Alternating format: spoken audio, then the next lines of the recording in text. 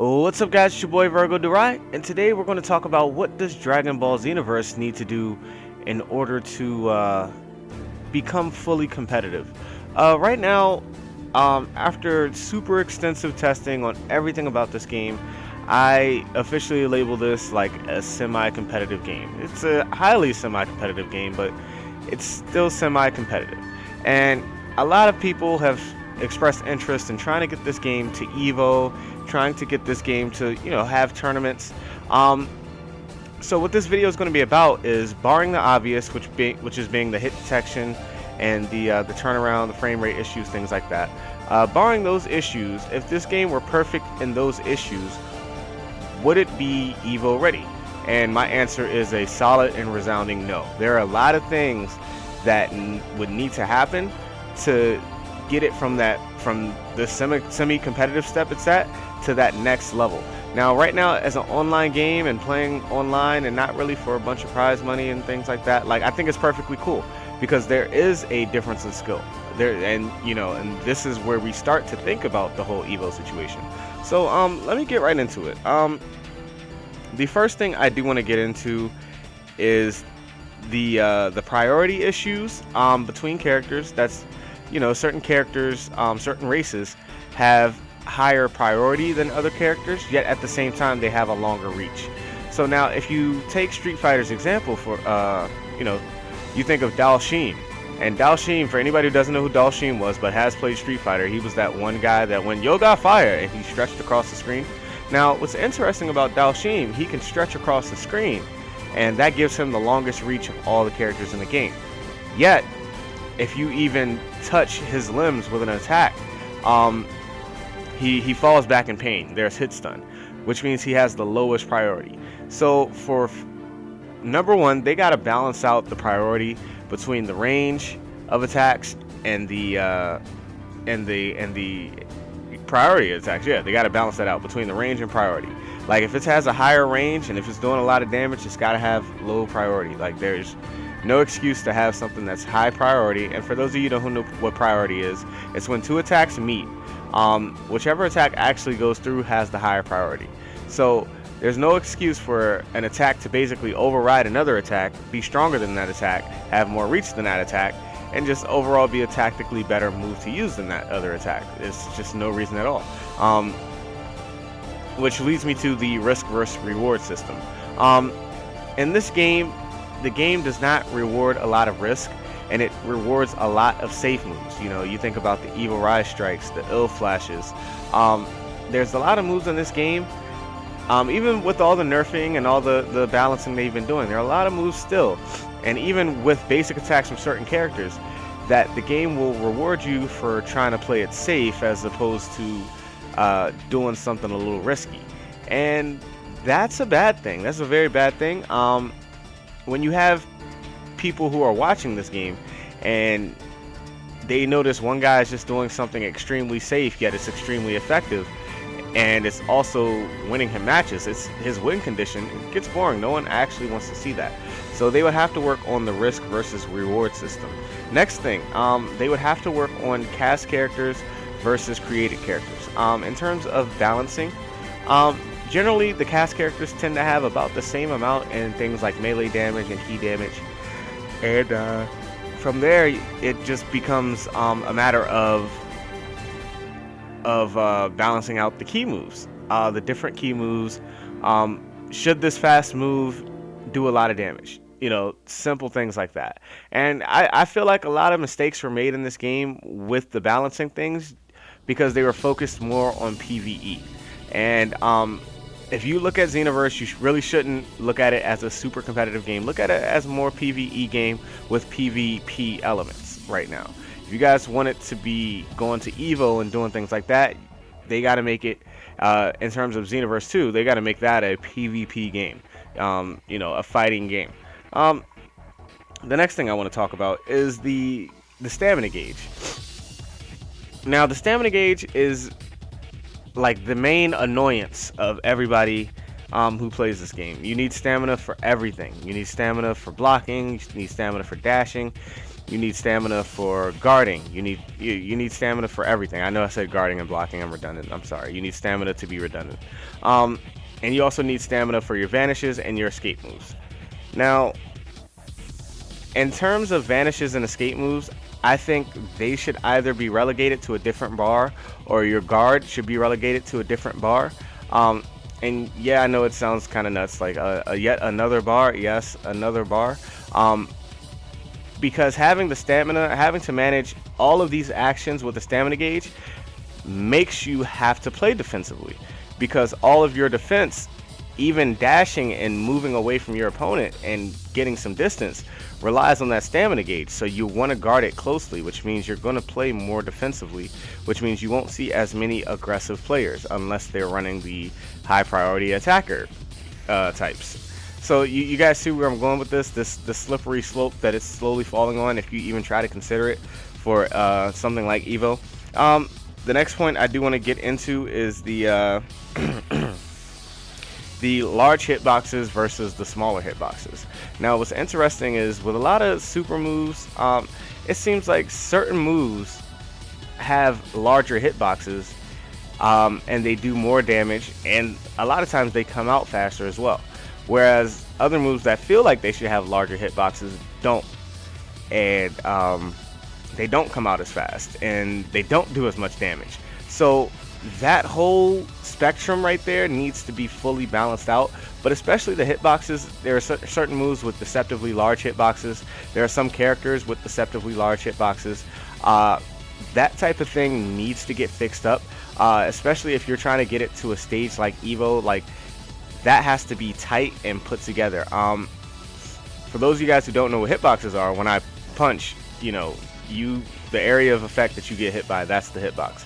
So if I'm swinging at you with these crazy huge hitboxes, it obviously makes that move more likely that I'm going to use it, right? For example, the hitboxes on the gigantic Omega tackle, and the hitboxes on the Super Gallic gun.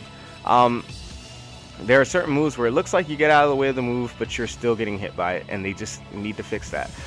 That will keep the action tighter, and it'll keep it a lot more fluid and quicker.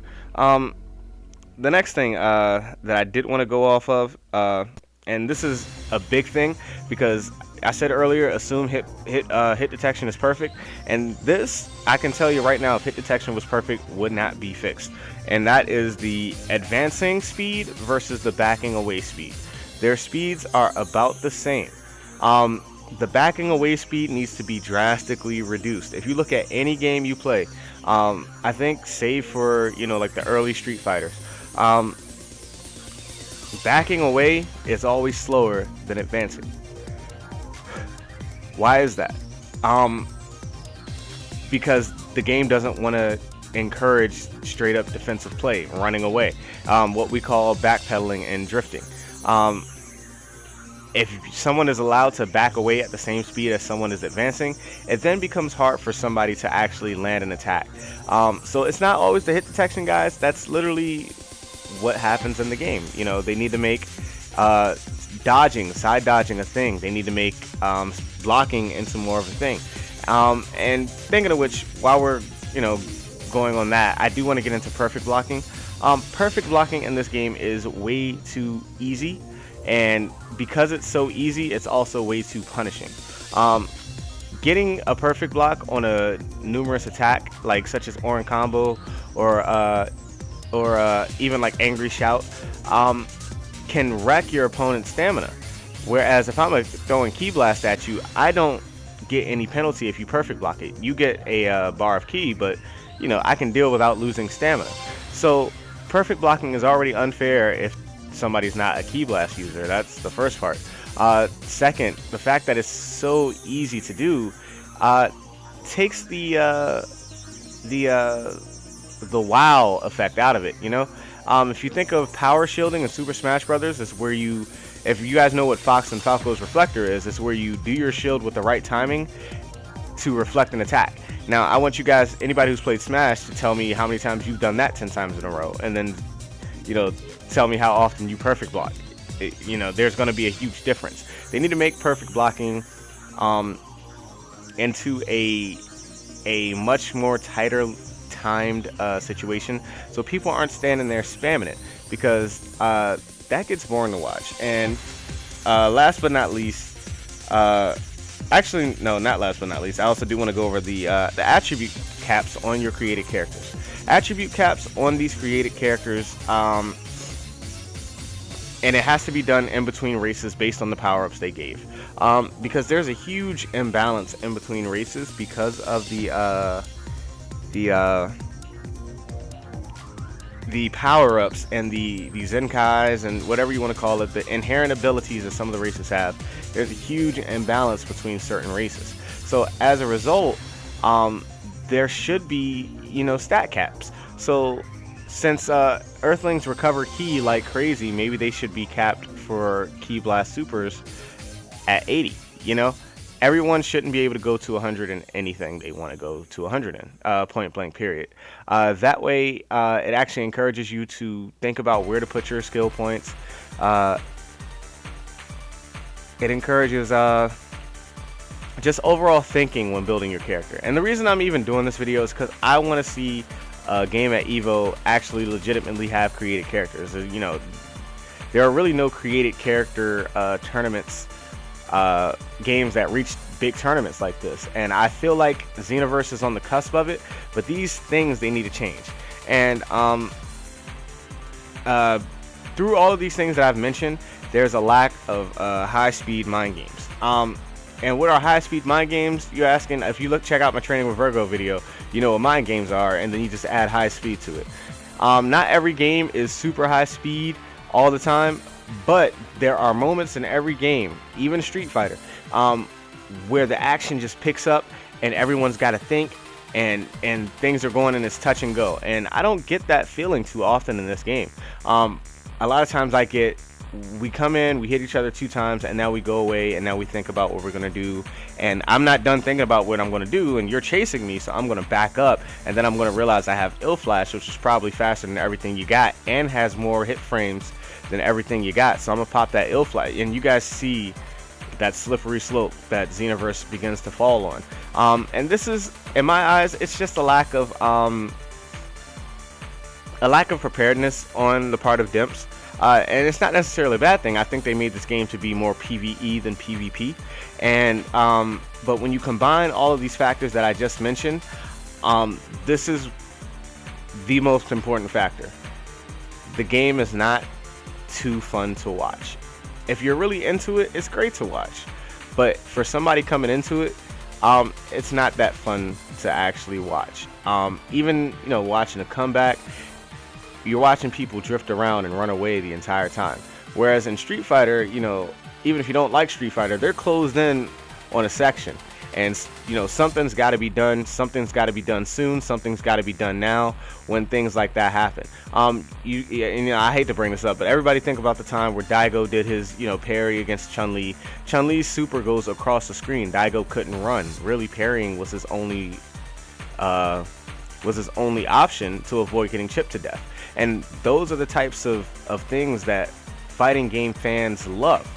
And so if they're going to get Xenoverse 2, to make Dragon Ball Xenoverse the series Evo ready, these things got to get fixed. Of course, the basic hit detection situation that I'm pretty sure a lot of you guys are going to comment about, and amongst other things, damage regulations and things like that.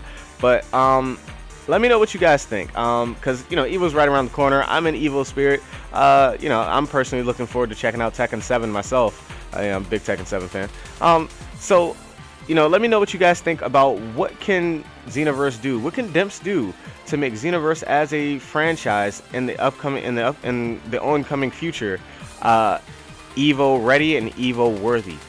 Because I'm pretty sure you guys as DBZ fans, me as a DBZ fan, everyone as a Dragon Ball fan, people who are fans of this game want to see this game go on the biggest stage of them all, and we want to be the guys playing there. So let me know what you guys think. What else do they need to do? What else do they need to fix? What should they look at in order to make this game more competitive? So this is Virgo Durai. My life is a chip in your pile.